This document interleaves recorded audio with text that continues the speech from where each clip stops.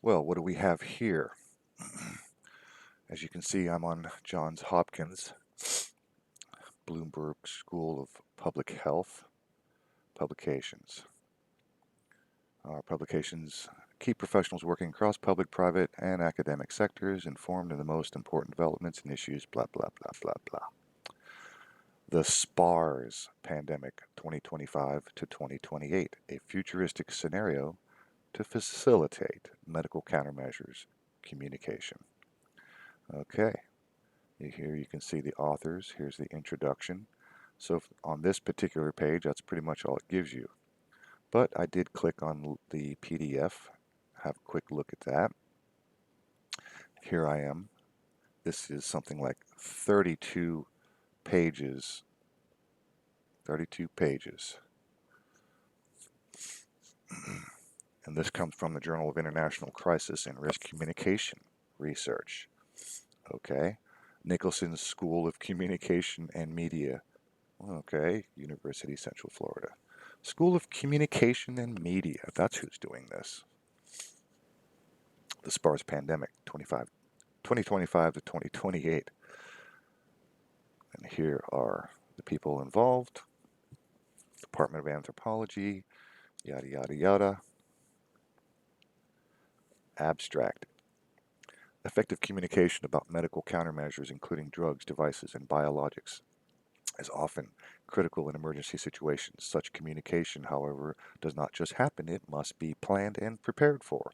One mechanism to develop communication strategies is through the use of prospective scenarios which allow readers the opportunity to rehearse responses while also weighing the implications of their actions. This article describes the development of such a scenario.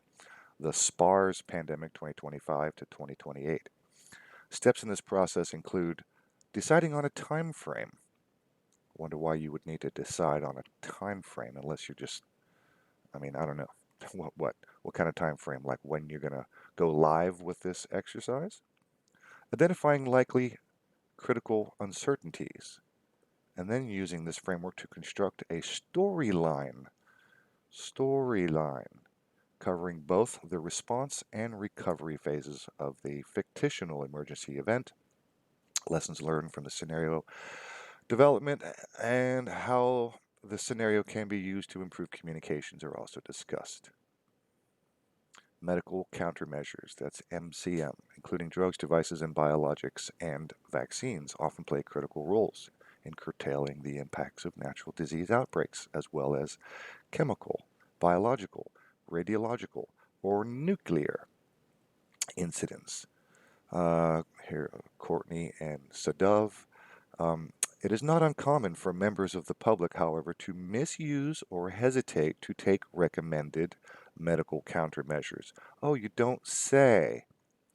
Liu et al., Quinn et al., Steelfisher et al., those couple of studies. Uh, New and unfamiliar technology. You mean like the MNRA, I'm not going to say the word, we'll just call it vacation, and accelerated regulatory approval process. You mean like Operation Warp Speed? Or discordant expert views may heighten perceived risks of MCM, medical countermeasures, leading to public aversion to the countermeasure and or diminished public trust in MCM regulators or recommenders.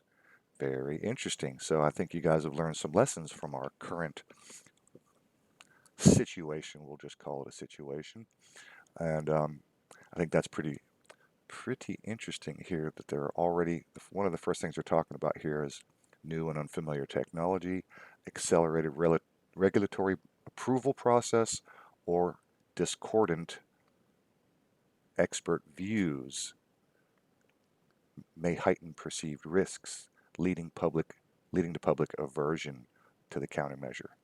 So just to remind everybody, if you don't already know, discordant means disagreeing or incongruous, um, harsh and jarring because of lack of harmony. So they're concerned. Obviously, we know that so many literal experts and even Nobel laureates are being silenced right now. And they are concerned that that will happen again. And so, and just to remind you that this is from the Nicholson School of Communication and Media. So that's who's running this. And it's published here on Johns Hopkins.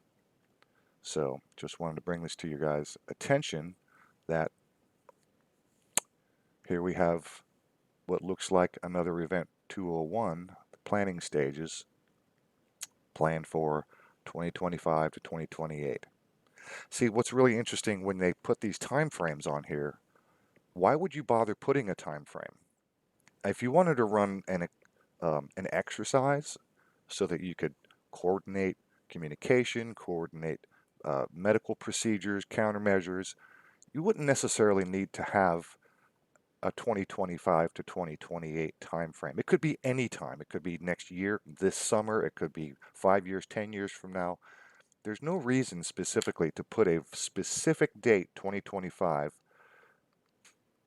to 2028. That to me is curious all by itself.